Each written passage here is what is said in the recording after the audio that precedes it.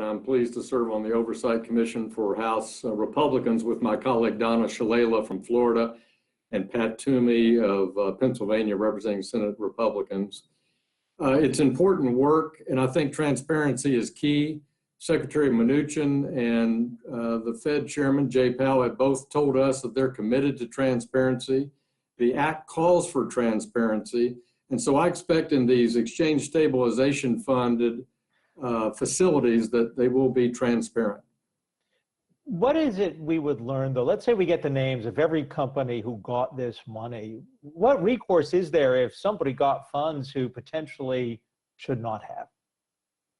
Well, in the ESF, it's not moving that fast. You know, this is being very prudent, very deliberate on the part of Fed and Treasury. And I think you'll see that because of that and using the banking system, that they're being very careful about that. In the PPP example, where you had millions of borrowers having access to the PPP funds in a very short period of time, that was inevitable that you might have some people that were not perfectly qualified. And so as you've seen, the Treasury's asked them to claw some of those funds back. They've put additional disclosure guidance on PPP.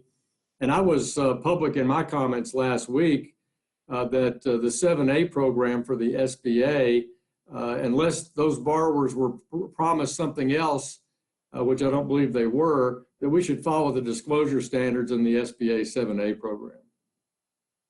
Representative, just taking a look at the PPP program and what it's done for Arkansas specifically, you spoke recently in an op-ed about more than 40,000 small businesses receiving more than $3 billion in these funds. And I'm just wondering whether you think the PPP program as it stands now has actually gone far enough, both in the funds that's allocated and these actual distributions to individual companies to achieve what it set out to do and keep people on payrolls, especially looking at the unemployment insurance claims report that we got out today with another more than 1.5 million new claims for last week. Right, it's a good question. I think the PPP program is probably one of the most successful aspects of the CARES Act, along with the pandemic unemployment compensation and the tax rebate checks. I think it did get money out in the economy. It got it out into the economy quickly. And I don't doubt those 40,000 businesses aren't better off in keeping people employed here in Arkansas and keeping their operations together as the virus swept across the state. We're now reopening here in Arkansas, and I think that money will have been essential. As to should we continue it, there's over $100 billion left authorized and appropriated by Congress in the Paycheck Protection Program that has not been applied for. The due date, as you know, in CARES was to apply by June 30th. So I, for one, would be supportive of extending the opportunity for PPP beyond June 30th, not necessarily appropriate more money, but make that existing appropriation available to new small businesses who did okay, maybe in April and May, but might need access to the funds actually in July and August as they try to get open at a faster rate.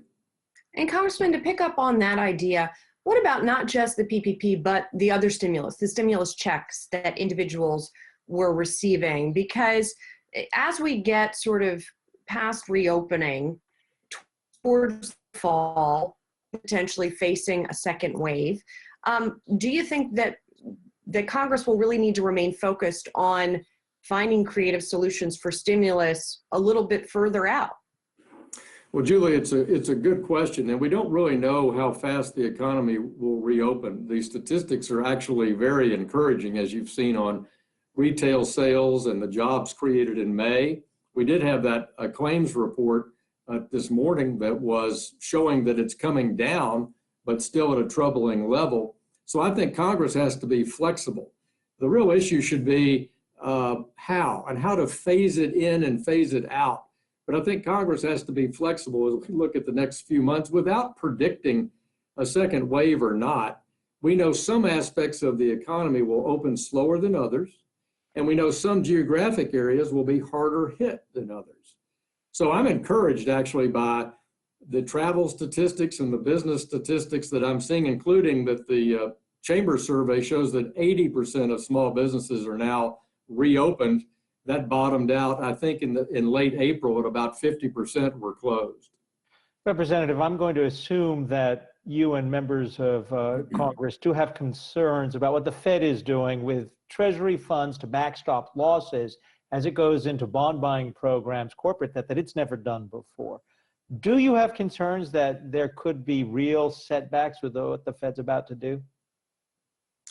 Well, you know, the most important thing the Fed has done to date was stabilize liquidity and the functioning of markets back in the middle of March. And you saw both the high grade bond market and the high yield bond market both respond positively with shrinking spreads and over $1 trillion of bonds conventionally issued.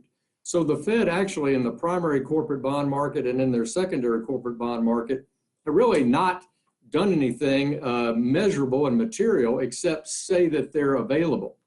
This small amount of ETFs that they bought in the last 2 or 3 weeks, Jay Powell told Congress yesterday that he felt like that would phase out and that they would be monitoring the corporate bond market more directly to see if it had liquidity dislocations. But I think actually the market's improved dramatically since mid-March.